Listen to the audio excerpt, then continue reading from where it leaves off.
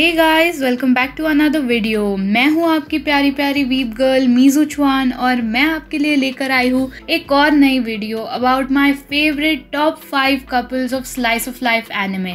एक slice of life anime हमें बहुत ही यूनिक कैरेक्टर्स की लाइफ दिखाता है और हमें एक बहुत ही ऑसम प्लॉट भी देता है। उसके कैरेक्टर्स मुझे बहुत ही रिलेटेबल और क्यूट लगते हैं। मुझे personally slice of life anime देखना बहुत ज़्यादा पसंद है और उससे भी ज़्यादा मुझे उसके कैरेक्टर्स को शिप करना और उनकी रोमांटिक रिलेशनशिप्स के बारे में जानना बहुत पसंद है। तो आज मैं इन्हीं कुछ मेरे फेवरेट कपल्स के बारे में डिस्कस करने वाली हूँ।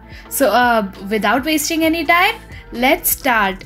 Number 1, Kyo and Toru Honda from Fruits Basket. Toru Honda Fruits Basket anime की मेन प्रोटैगनिस्ट है। वो क्यो से पहली बार सोमा कर्स के बारे में जानने के बाद मिली थी। बचपन से तोरू ने स्पिरिट एनिमल्स की लेजेंड की कहानी अपनी माँ से सुनी थी। कैट ज़ोडिएक उस कहानी का उसका सबसे फेवरेट स्पिरिट एनिमल है। जब उसे सोमा कर्स के बारे में पता चलता है और ये पता चलता है कि क्यो कैट ज़ोडिएक है, तब वो बहुत खुश हो जाती है। वो क्यो से दोस्ती करने की कोशिश करती है, लेकिन क्यो उससे पहले ठीक से बर्ताव नहीं करता, जिसकी वजह से वो दुखी हो जाती है। लेकिन धीरे धीरे क्यो उससे अच्छे से बात करने लगता है और उन दोनों के बीच एक क्लोज फ्रेंडशिप डेवलप हो जाती है। वो एक दूसरे के साथ बहुत कंफर्टेबल फील करने लगते हैं। तोरू को क्यो के बारे में जानने में बहुत अच्छा लगता है। वो हमेशा क्यो के शॉर्ट टेम्पर्ड स्वभाव के पीछे छुपी उसकी असली पर्सनैलिटी के बारे में जानने की कोशिश करती है। क्यो के कैट स्पिरिट का खतरनाक असली रूप देखने के बावजूद तोरू उसके साथ रहती है और उसका साथ बिल्कुल नहीं छोड़ती।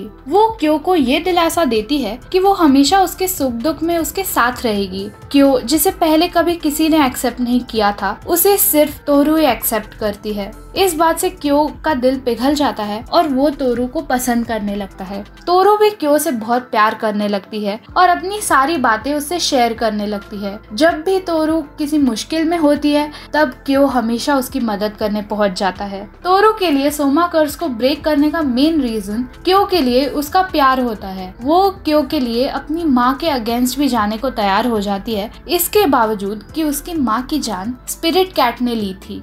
जब तोरू सक्सेसफुली ज़ोडिएक कर्स को ब्रेक करती है, तब वो और क्यो बहुत ही लविंग और अफेक्शनेट कपल बन जाते हैं। वो हमेशा क्यो के साथ रहना चाहती है, चाहे उसे अपने लव्ड वंस को पीछे छोड़ जाना पड़े, क्योंकि वो क्यो से इतना प्यार करती है कि वो उसके बिना बहुत लोनली फील करेगी और उसके बिना जी नहीं पाएगी। इन दोनों की रिलेशनशिप बहुत हार्ट वार्मिंग है और काफी सारे चैलेंजेस और अप्स एंड डाउन्स का सामना करते हुए आगे बढ़ती है। एनिमे में हमें देखने को मिलता है कि कैसे तोरू के प्यार को हर एक स्टेप पे टेस्ट किया जाता है, लेकिन वो हमेशा डटी रहती है और कभी गिव अप नहीं करती। वो अपनी पूरी जिंदगी क्यो के साथ बिताना चाहती है। नंबर 2, होतारो ओरेकी एंड चितांदा एरू फ्रॉम योका। होतारो ओरेकी एक काम, कूल और बहुत ही स्मार्ट कैरेक्टर है जो बहुत जल्दी कोई भी मिस्ट्री सॉल्व कर सकता है। उसका स्वभाव ऐसा होता है कि वो किसी से ज्यादा बात नहीं करता और हमेशा अपने में रहना और अपनी एनर्जी को कंजर्व करना पसंद करता है। उसके डिडक्शन स्किल्स बहुत ही अमेजिंग होते हैं।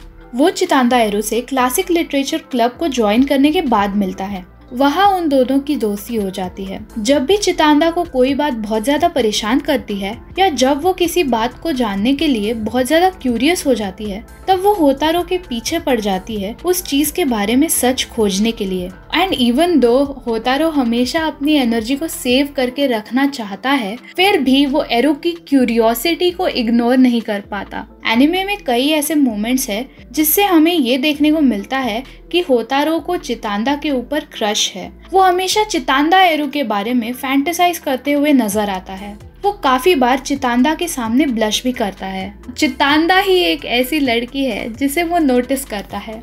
जब एरू बहुत अच्छे से ड्रेसअप करके आती है, तब वो उसे देख के स्पीचलेस हो जाता है। हालांकि उसका स्वभाव काफी ज्यादा पैसिव है, पर फिर भी वो एरू की बहुत केयर करता है। वैलेंटाइंस डे के बाद उसे खुद को भी ये चीज रियलाइज होती है कि वो चितांदा को बहुत पसंद करता है। चितांदा एक बहुत ही चीयरफुल और ऑप्टिमिस्टिक लड़की है। वो इतनी परसिस्टेंट और स्टबर्न होती है कि जब तक उसे किसी भी मिस्ट्री का आंसर नहीं मिलता, तब तक वो चुप नहीं रहती। जैसे जैसे जैसे चितांदा और होतारो एक दूसरे को जानने लगते हैं, वैसे वैसे उन दोनों की पर्सनालिटी थोड़ी बहुत चेंज होने लगती है। एरू होतारो के ऊपर बहुत ज्यादा रिलाई करती है और होतारो भी अपनी एनर्जी सेविंग को भूल के चितांदा के डाउट्स को सॉल्व करने में लग जाता है। ये दोनों मुझे बहुत क्यूट और अडोरेबल लगते हैं, लेकिन इन दोनों की रिलेशनशिप को एक बहुत ही रियलिस्टिक एंगल मिल जाता है as series nears its end. हमें दिखाया जाता है कि कैसे होतारो अपनी फीलिंग्स को एरू के सामने कन्फेस करने के बारे में फैंटेसाइज करता है, लेकिन एक्चुअली नहीं करता क्योंकि उसे रोज कलर्ड लाइफ से डर लगता है। इन दोनों की जोड़ी सच में बहुत सही लगती है,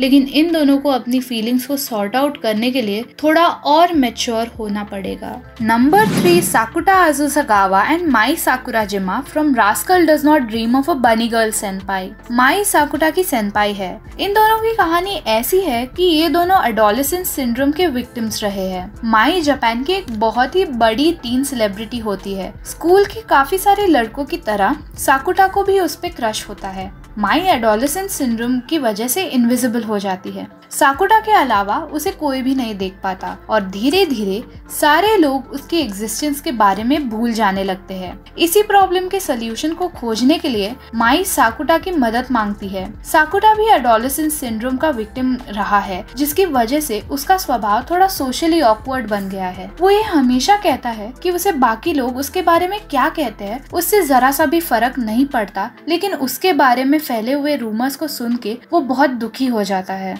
उसे वो रूमर्स बहुत पेनफुल लगते हैं। साकुराजिमा की इनविजिबिलिटी इन दोनों के करीब आने का एक बहुत बड़ा रीजन बन जाती है। साकुटा माई को इस बीमारी से बचाने के लिए जो बन सके वो करता है और इस सब के बीच वो दोनों एक दूसरे को डेट भी करने लग जाते हैं। वो साकुराजिमा के साथ हमेशा ऑनेस्ट और स्ट्रेट फॉरवर्ड रहता है। साकुराजिमा को देखकर वो कभी कभी ल्यूड जोक्स भी बनाता है, जिनको सुनने के बाद वो काफी ज्यादा शर्मा जाती है और वो खुद भी उन जोक्स से बहुत शर्मा जाता है। उन दोनों को एक दूसरे को टीज करना बहुत पसंद है। उन दोनों की पर्सनैलिटीज काफी ज्यादा मिलती जुलती है। वो दोनों बहुत स्मार्ट, क्विक विटेड और सरकास्टिक है। उन दोनों का स्वभाव बहुत लविंग, केयरिंग और काइंड है। वो दोनों एक दूसरे को बहुत पसंद करते हैं और एक दूसरे से बहुत प्यार करते हैं। पहले वो दोनों एक दूसरे के लिए स्ट्रेंजर्स थे, लेकिन बाद में वो दोनों एक दूसरे की कंपनी को एंजॉय करने लगते हैं। उन दोनों की सिमिलर पर्सनालिटी और साकुटा का खुद का एक्सपीरियंस एडोलेसेंस सिंड्रोम से डील करने का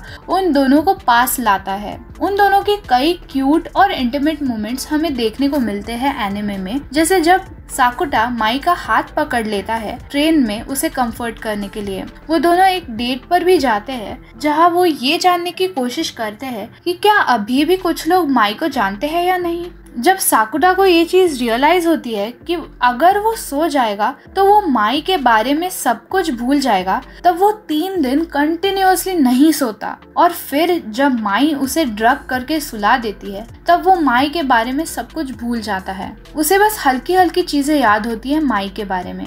उसे इस बात से बहुत रोना आता है और वो अपनी क्लासरूम से भाग के स्कूल के ग्राउंड पे जाके जोर से ये बात कन्फेस करता है कि he is in love with Sakurajima. तो गाइस, आपको पता चल ही गया होगा कि इन दोनों की जोड़ी कितनी सही है। ये दोनों बहुत अडोरेबल है। जहाँ साकुराजिमा एक मैच्योर बड़ी औरत है, वही साकुटा थोड़ा सिली और प्लेफुल है। तो इन दोनों की कहानी काफी फनी है और एट टाइम्स सीरियस भी हो जाती है। Number 4, Hachiman Hikigaya and Yukino Yukinoshita from My Teen Romantic Comedy SNAFU. Hachiman Hikigaya एक लोनर होता है जिसे ज्यादा फ्रेंड्स बनाना पसंद नहीं होता। वो मोस्टली अपने में रहना पसंद करता है और वो किसी के क्लोज जाने की कोशिश नहीं करता एक्सेप्ट हिज लिटिल सिस्टर कोमाची। ओरेगाइरो हमें उसकी पूरी कैरेक्टर डेवलपमेंट दिखाता है कि वो कैसे धीरे धीरे अपने क्लासमेट्स और पीयर्स के साथ एक अच्छी रिलेशनशिप बनाता है। वो युकिनो से पहली बार सर्विस क्लब को ज्वाइन करने के बाद मिला था। वो युकिनो के बारे में पहले से जानता था क्योंकि वो स्कूल की सबसे सुंदर और टॉपर लड़की होती है। उसे युकिनो पहले बहुत स्टक अप, कोल्ड और ब्रूटली ऑनेस्ट लगती करती है, लेकिन उसे बाद में पता चलता है कि उन दोनों के बीच काफी सारी सिमिलैरिटीज है। वो दोनों हमेशा एक दूसरे के साथ आर्ग्यू करते रहते हैं और एक दूसरे को इंसल्ट करते रहते हैं, लेकिन जब बात सर्विस क्लब में आई हुई लोगों की रिक्वेस्ट को पूरा करने की आती है तब ये दोनों साथ मिलकर बहुत अच्छे से काम करते हैं। वो दोनों एक दूसरे को निकनेम से बुलाना पसंद करते हैं।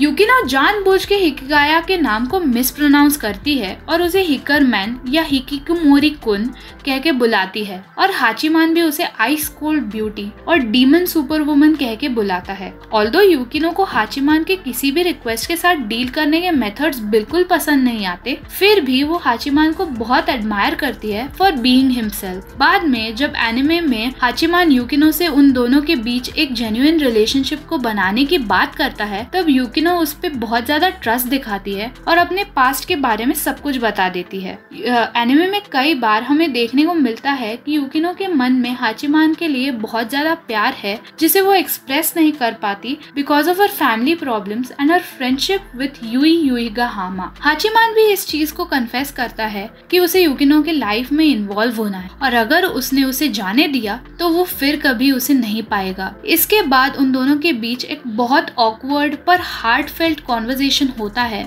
और यूकिनो उसे उसकी लाइफ उसके लिए डेडिकेट करने को कहती है और फिर वो दोनों एक कपल बन जाते हैं। तो इन दोनों के मन में पहले से ही एक दूसरे के बारे में बहुत सारे मिसकंसेप्शंस होते हैं, लेकिन सर्विस क्लब को ज्वाइन करने के बाद ये दोनों एक दूसरे के बारे में और ज्यादा जानने लगते हैं और एक दूसरे को वो जैसे है वैसे एक्सेप्ट करने लगते हैं। सर्विस क्लब में एक दूसरे के साथ काम करके वो बहुत ज्यादा चेंज हो जाते हैं। जहाँ हाचीमान पहले एक बहुत ही स्टोइक और प्राइडफुल स्वभाव का लड़का होता है, वो बाद में जैसे जैसे एनिमे आगे बढ़ता है वैसे वैसे अपनी केयरिंग और सेंसिटिव पर्सनालिटी को रिवील करता है। और यूकिनो भी पहले बहुत ज्यादा ब्लंट और हॉटी स्वभाव वाली लड़की होती है जो बाद में अपनी वल्नरेबल साइड को रिवील करती है और फ्रेंडली और काइंड बन जाती है। Number 5, Arata Kaizaki and Hishiro Chizuru from Real Life. Hishiro Chizuru Arata Kaizaki की क्लासमेट होती है। वो बहुत ज्यादा स्मार्ट होती है और हमेशा क्लास में टॉप ग्रेड्स लाती है, लेकिन वो किसी से ठीक से कम्युनिकेट नहीं कर पाती और उसके सोशल स्किल्स बहुत ही खराब होते हैं। रियल लाइफ एक्सपेरिमेंट से पहले उसका स्वभाव ऐसा होता है कि वो अपने कोवर्कर्स के साथ ठीक से फिट इन नहीं हो पाती, जिसकी वजह से वो किसी भी कंपनी में ज्यादा दिन जॉब नहीं कर पाती। जब एक पॉइंट के बाद उसे जॉब्स मिलना बंद हो जाती है तब रियो योआके उसे अप्रोच करता है और उसे रियल लाइफ एक्सपेरिमेंट की टेस्ट सब्जेक्ट बनने के लिए कन्विंस करता है। हिशिरो खुद को चेंज करना चाहती है पर उसे ये समझने में तकलीफ होती है कि उसे क्या करना चाहिए। उसे ठीक से स्माइल करना भी नहीं आता। उसकी फोर्स्ड स्माइल को देख के लोगों को ये गलत फहमी हो जाती है कि वो बिल्कुल भी फ्रेंडली नहीं है और उसे लोग अवॉइड करने लगते हैं, लेकिन वो काइजाकी को ये बताती है कि उसे चेंज होना है और लोगों को ठीक से जानना और समझना है और बहुत सारे दोस्त बनाने हैं। धीरे धीरे काइजाकी के इन्फ्लुएंस से हिशिरो चेंज होने लगती है। काइजाकी उसे दोस्त बनाना, अपने प्यार को पाना और जिंदगी को पूरी तरह से जीना सिखाता है। काइजाकी ही एक ऐसा पर्सन था जिसे हिशिरो ने अपनी प्रॉपर स्माइल दिखाई थी। वो पहले काइजाकी की तरफ बहुत ब्लंट होती है, लेकिन बाद में वो उसे बहुत चेरिश करने लगती है और उसके लिए बहुत सपोर्टिव बन जाती है। काइजाकी ने उसे ये चीज रियलाइज करवाई कि उसे सारी चीजों का बर्डन अपने सर नहीं लेना चाहिए और दूसरों के ऊपर भी रिलाई करना चाहिए। हिशिरो काइजाकी के साथ बहुत हैप्पी फील करने लगी। And then, as the time went, she fell in love with काइजाकी।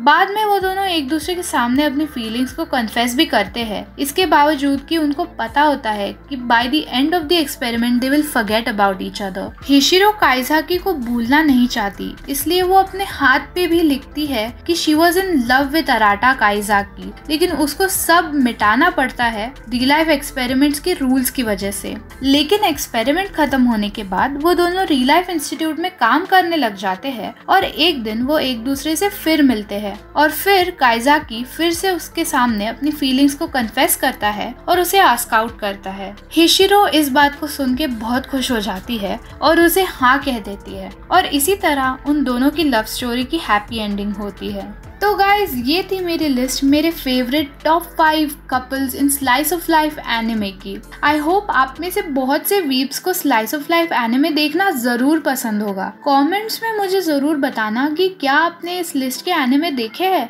और अगर देखे हैं तो इनमें से आपका सबसे फेवरेट एनिमे कौन सा है, और इन कपल्स के अलावा आपको और कौन कौन से कपल्स पसंद है। ऑल्सो अगर आपको मेरी ये वीडियो पसंद आई तो प्लीज़ इसे एक प्यारा सा क्यूट सा लाइक दे देना और इसे ज़्यादा से ज़्यादा लोगों तक शेयर भी करना, और इस चैनल को भी सब्सक्राइब करके नोटिफिकेशन बेल को प्रेस करना। मैं मिलती हूँ आपसे एक और क्यूट सी वीडियो में, तब तक के लिए प्ले ऑन।